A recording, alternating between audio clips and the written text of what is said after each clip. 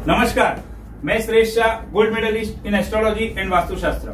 मेरे YouTube channel Safal astro Vastu में आप सबका फिर से एक बार स्वागत करता हूं। आज के वीडियो का जो टॉपिक है वो है वास्तु मेरे लिए काम क्यों नहीं करता है, या वास्तु ने मेरे लिए काम क्यों नहीं किया, या मैंने वास्तु करवाया उसका रिजल्ट मुझे क्यों नहीं मिला। तो आज इसके ऊपर मैं डिटेल में बताने वाला हूँ। हो सकता है वीडियो थोड़ा सा लंबा हो जाए, लेकिन ध्यान से सुनिए, एंड तक सुनिएगा। अलग अलग लोगों का वास्तु कराने का पर्पज अलग अलग होता है। कोई हेल्थ के लिए वास्तु करवाता है, कोई वेल्थ के लिए वास्तु करवाता है, कोई रेगुलर इनकम मिले उसके लिए वास्तु करवाता है, कोई मेंटल पीस के लिए वास्तु करवाता है। कोई सोचता है मेरी डॉटर है 32 साल 35 साल की हो चुकी है, अभी तक उसकी शादी नहीं हुई है, चलो उनकी स्लीपिंग पोजीशन चेंज करवा के देख ले, उनका रूम चेंज करवा के देख ले, और उस तरीके से भी अगर शादी होती है तो शादी हो जाए। कुछ लोग इसलिए करवाते हैं कि बच्चे का पढ़ाई में मन नहीं लग रहा है, बच्चा पढ़ने बैठता है, सब कुछ याद रहता है, लेकिन लास्ट मोमेंट पे भूल जाता है, एग्जाम में अच्छे नंबर से पास नहीं हो पा रहा है। स्लीपिंग पोजीशन या बच्चे की स्टडी टेबल या बच्चे की बुक्स रखने की जगह है उसको चेंज कर दे वास्तु के हिसाब से, और बच्चा हमारा पढ़ाई में आगे बढ़े, बच्चा नंबर 1 पे आ सके। हस्बैंड वाइफ के बीच में बहुत प्रॉब्लम है, मैटर डिवोर्स तक पहुंच चुकी है। कुछ वास्तु के हिसाब से कर ले, कुछ सब कुछ ट्राई कर लिया, लेकिन वास्तु के हिसाब से अभी कुछ ट्राई कर ले और हस्बैंड वाइफ के डिवोर्स ना हो, या एंड मोमेंट तक उनका जो रिलेशनशिप है वो वापस अच्छे से लेवल पे आ जाए, अच्छे से ट्रैक के ऊपर आ जाए। तो कुछ लोग रिलेशनशिप बचाने के लिए भी वास्तु करते हैं। शादी को 2 साल 5 साल 7 साल 8 साल हो चुका है, लेकिन अभी तक बच्चा नहीं हुआ है। कुछ लोगों को प्रेगनेंसी में प्रॉब्लम आता है, या कुछ लोगों को प्रेगनेंसी तो हो जाती है लेकिन डिलीवरी में प्रॉब्लम आता है, लेकिन अल्टीमेटली ये होता है कि बच्चा नहीं हुआ है। तो कुछ लोग इस पर्पस के हिसाब से भी वास्तु करवाते हैं। तो अलग अलग लोगों का अलग अलग पर्पस होता है वास्तु करवाने का। लेकिन मैंने पिछले कुछ दिनों में, कुछ महीनों में कुछ लोगों के साथ में इंटरेक्शन में आया, कुछ लोगों ने मुझे कॉल्स किए, कुछ लोगों के साथ पर्सनली मिला, उनकी बातें सुनी। उनका एक ही कहना था कि हमने वास्तु करवाया तो हमको रिजल्ट क्यों नहीं मिला, पहले ये बताइए, उसके बाद में हम कुछ आगे का सोचेंगे।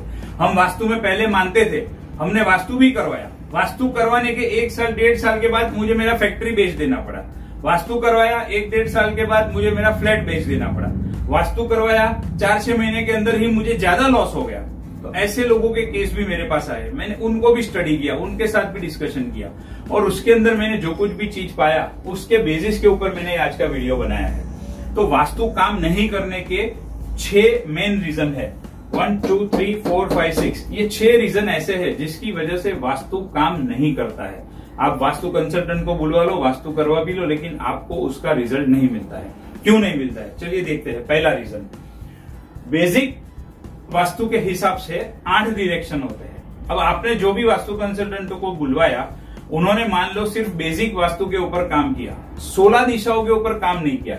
एडवांस वास्तु में 16 दिशाएं होती है, तो 16 डायरेक्शंस के ऊपर काम करना बहुत बहुत बहुत जरूरी है। अगर आपको अच्छा रिजल्ट चाहिए तो 16 डायरेक्शन के बिना काम नहीं करना चाहिए।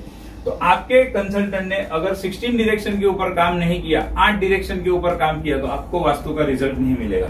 मैंने कुछ लोगों को देखा है, वो लोग वास्तु करते समय किसी भी प्रकार का मैप या ड्राइंग या लेआउट यूज नहीं करते हैं।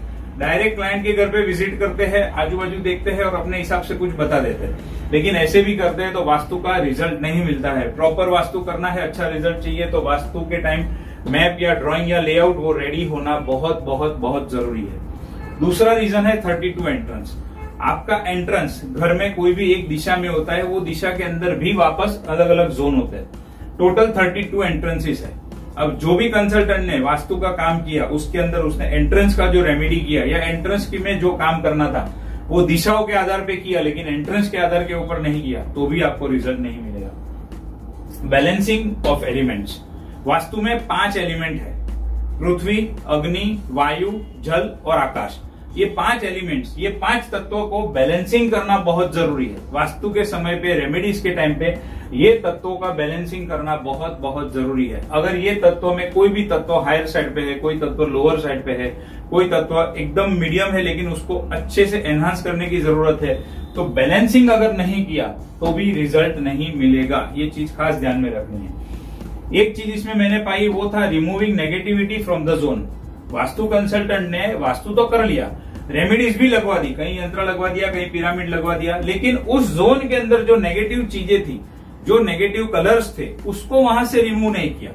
रेमेडीज लगा दी, तो भी उनको रिजल्ट नहीं मिला, क्योंकि जब तक नेगेटिविटी निकलेगी नहीं वो चीज न्यूट्रल नहीं होगी, और न्यूट्रल होने के बाद ही आप उसके अंदर कुछ रेमेडीज लगाते हो तो वो आपके लिए काम करती है। डायरेक्ट वो नेगेटिविटी वहां पर रहेगी और आप लगाओगे तो वो चीज काम नहीं करेगी। तो ये मैंने कुछ चीज में, ये कुछ केसेस के अंदर मैंने ये भी ऑब्जर्व किया कि उन्होंने नेगेटिविटी को नहीं निकाला था, डायरेक्ट रेमेडीज कर दी थी। एक और रीजन मैंने जो पाया वो है poor quality of vastu material.